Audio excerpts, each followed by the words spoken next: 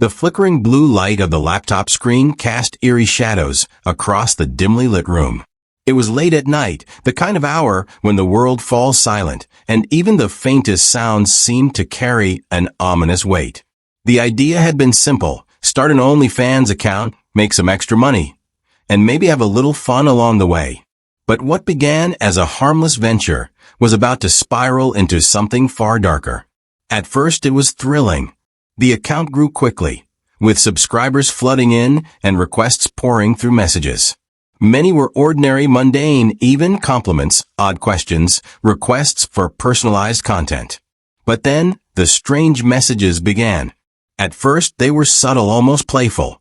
"I like the way your curtains move at night." She thought nothing of it.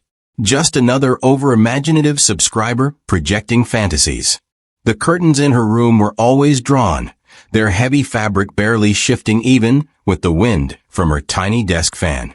She brushed it off, but the messages grew stranger.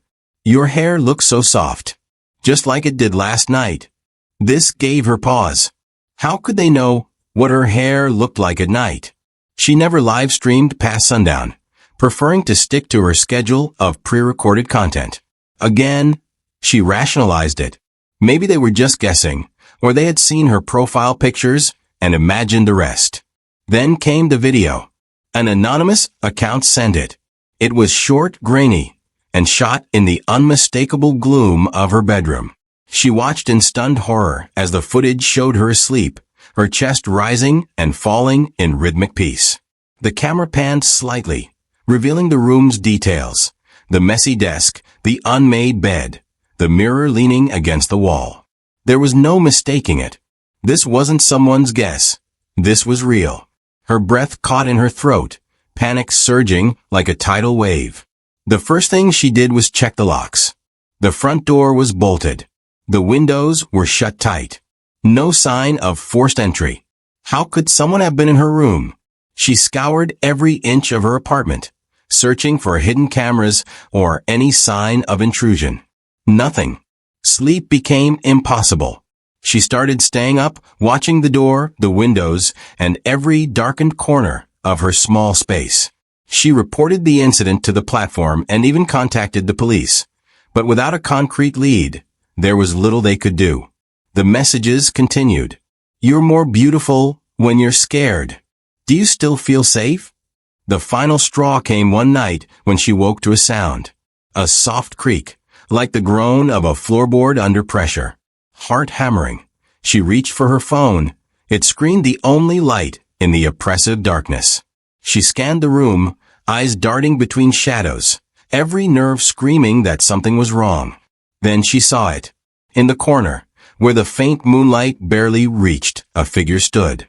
It was tall and unnaturally still, its head slightly tilted as though observing her with twisted curiosity. She froze, unable to move, her mind racing between fight and flight. But then, as suddenly as she noticed it, the figure moved, a slow, deliberate step forward. She screamed. The sound shattered the stillness, echoing in her ears as she scrambled out of bed and bolted for the door. Her hands fumbled with the lock, shaking uncontrollably. Behind her, the sound of footsteps grew louder, closer, until she could feel the weight of its presence just behind her. The door finally gave way, and she stumbled into the hallway, slamming it shut behind her. The neighbors, awakened by the commotion, emerged from their apartments, confused and alarmed. She could barely get the words out, her voice trembling as she tried to explain what had happened. When the police arrived, they found no one in her apartment. No sign of forced entry. No indication anyone had been there at all. But she knew. She felt it. She left the apartment that night, staying with a friend and vowing never to return. The account was deleted, her online presence erased. Weeks turned into months, and she began to rebuild her life, convincing herself it was over. Perhaps it had all been some elaborate prank or the manifestation of paranoia. But late one night, as she lay in the safety of her friend's guest room, her phone buzzed. Half asleep, she reached for it, expecting a harmless notification. Instead, Her blood turned to ice as she read the message. "You can't hide forever. I always know where you are." A photo was attached. It was of her, taken moments ago, through the tiny gap in the guest room's curtains. Her hands trembled as she locked the phone. She tried to wake her friend, but a sudden noise stopped her, a faint tapping against the glass. Slowly, she turned towards the window, her breath catching as she saw the same dark figure standing outside, its silhouette illuminated by the faint glow of a street lamp. The tapping grew louder, more insistent, as though it knew she was too afraid to move. Desperate, she called the police again, her voice breaking as she explained what was happening. They promised to send someone immediately. Minutes stretched into what felt like hours. She stared at the window, praying for the flashing lights of a police car.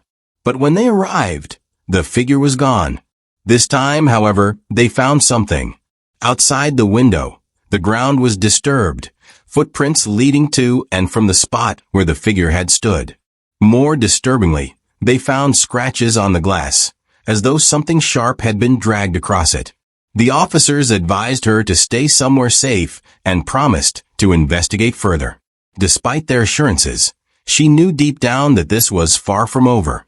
Days turned into weeks, and while the police found no leads, the messages continued. Each one was more personal, more invasive, as though the figure was watching her every move. She stopped sleeping altogether, her nights spent in terrified vigilance.